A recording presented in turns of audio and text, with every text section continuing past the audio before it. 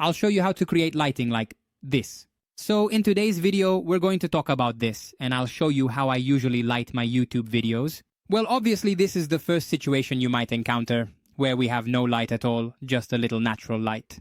If we already have a lamp and place it at a 45-degree angle to the camera, we get really good lighting.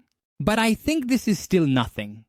So to really take advantage of the wonders of lighting, we'll lower the blinds and make it completely dark.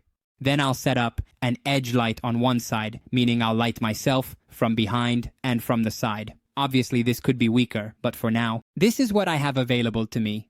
I don't use this method that often. We move the main lights to the other side so that they are actually facing each other and we have our smooth lighting mode.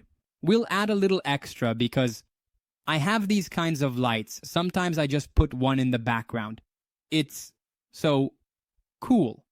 So I usually use two, one on the windowsill and the other on the bed in the background. And yeah, we get such great lighting. We can play with colors here, so this is one of my favorites. It's a lighting method where one lamp lights me up the same way, and I set the other one to shine in a circular pattern on the background.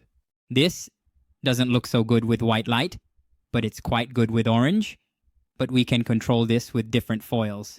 It's simple but great. I think it's a really eye-catching lighting method. Let me clarify that I'm not a professional at this, so someone in the industry who has studied this for a long time and has been on a lot of sets could definitely help, and they would definitely be able to point out what's wrong, but these are perfect for YouTube. And if we want to go a little extra, we can brighten up all the lighting with a little smoke, and we can also place small lights like this in the background. These are perfect too. They add... So that's basically my secret. There's nothing extra, no magic to it, you just need a few lights and they need to be placed nicely. So I hope this video was helpful. For more video tips and tricks, click here, in the middle of the screen. I'm Victor Szabo, see you next time, bye.